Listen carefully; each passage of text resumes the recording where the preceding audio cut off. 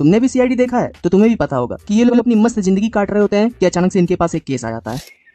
हाँ, क्या मस्त सुबह है ना अभिजीत? जी बिल्कुल सर, है ना दया? हाँ सर। हेलो सर, मैं सोनू बोल रहा हूँ। मेरे चाचा के फूफा के मौसी का लड़का गोलू जो मेरा पड़ोसी है, उसी किसी ने हत्या कर दी।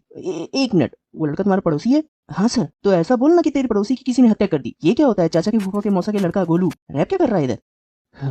अभिजीत, दया, तैयार हो जाओ, हमें निकलना है। और जिसने भी इन्हें कॉल किया होता है, मैं उससे पूछना चाहता हूँ, भाई तेरे यहाँ क्या सीधा सीआईडी को फोन लगाया जाता है? पुलिस को बुलाने का रस्म नहीं है? मैं तो कुछ भी होने पर सीधा पुलिस को बुलाता हूँ, और वो भी टाइम पर नहीं आती।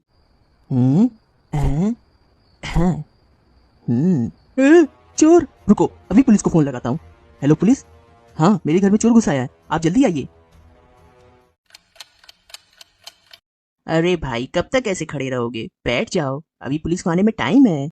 सीआईडी में इनके केस सॉल्व करने का तरीका ही अलग होता है, और ये साला एसीपी प्रद्युमन अलग ही नशा फूक के केस सॉल्व करने पहुंचेगा। ये क्राइम सीन पर पहुंच के बोलेगा, अभिजीत पूरे घर की तलाशी लो, कुछ ना कुछ तो मिलेगा। हाँ?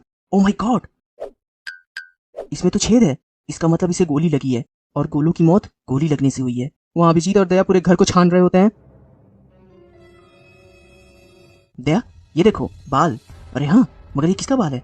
सर, ये देखिए बाल, लेकिन हमें पता नहीं ये किसका बाल है। उससे भी बड़ी बात यह है दया, ये बाल है कहाँ का? मतलब सर, मतलब कि ये अभिजीत, ये बाल हाथ का है, छाती का है, या सर का, या फिर कुछ तो गड़बड़ है दया, पता लगाओ और इस बाल को डॉक्टर सालुंकी के पास भेजो। नहीं यार, क्या तुम लोग हर बार आ जाते हो? मुझे भी अपने काम करने होते हैं, बर्तन धुलने हैं घर के। अगर नहीं धुले तो बीवी घर छोड़ देगी। ऐसा कुछ नहीं होगा सालुंके, तुम पहले इस बाल के बारे में बताओ। अरे यार, लाओ दो। क्या बात कर रहे हो? सच में? बॉस, ये बाल ना ही हाथ का है, ना छाती का, और ना ही सर का। ये बाल है पैर का। पैर का बाल? ओ माय गॉड, इसका मतलब समझे दया? क्या सर? इसका मतलब ये है कि खूनी ने हाफ चड्डी पहनी थी। अरे आ रही हूँ। अरे बोला ना आ रही हूँ। सर, अंदर से कोई जवाब नहीं दे रहा। दया, दरवाजा तोड़ दो। अरे आ गई, पता नहीं कौन लोग। जाओ, घर की तलाशी लो, कुछ ना कुछ तो मिलेगा। कामिनी, अच्छा हुआ हमने गोलू को अपने रास्ते से हटा दिया।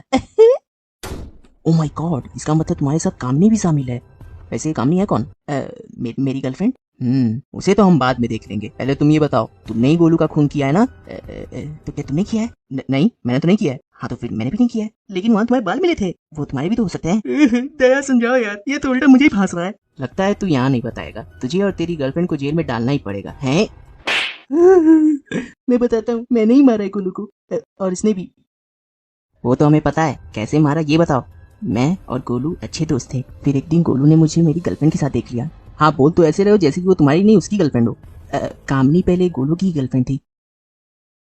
अच्छा तो कोई मुझे बताया गया तो चल। कामनी पहले गोलू की गर्लफ्रेंड थी। अच्छा तो कोई मुझे बताया गया तो चल क्या रहा है? एक दिन गोलू कामनी को गोलगप्पे खिला रहा था। उसने सिर्फ 10 रुपए के ही खिलाए थे, लेकिन कामनी को और खाने थे, भूख कर कहीं की। मगर गोलू के पास पैसे नहीं थे। फिर वहां मैं आया और कामनी को 10 नहीं, पूरे 100 रुपए के गोलगप्पे खिलाए। इसकी वजह से कामनी गोलू को छोड़कर मेरी गर्लफ्रेंड बन गई। और फिर गोलू ने मुझे बोला, कामनी तू तो बड़ी कमीनी निकली। इस बात से मुझे बहुत गुस्सा आया, और रात में मैंने उसकी ड्रिंक में नींद की गोली मिला दी। और फिर इसने मुझे गोलू को मारने को कहा। अगर मैं ऐसा नहीं करता तो ये मेरे 100 रुपए वापस नहीं करती। 100 रुपए के लिए तुमने अपने दोस्त को मार डाला, उसे मांग लिए होते हैं? इसका मतलब तुम्हारे पास पैसे हैं, मेरे 50 रुपए वापस कब देगा? सर वो स्क्रिप्ट में था तो ऐसे ही बोल दिया। अच्छा, अरे याद आया, मैं भी तारिका जी को गोलगप्पे खिला के आता हूँ। इसका मतलब समझे दया?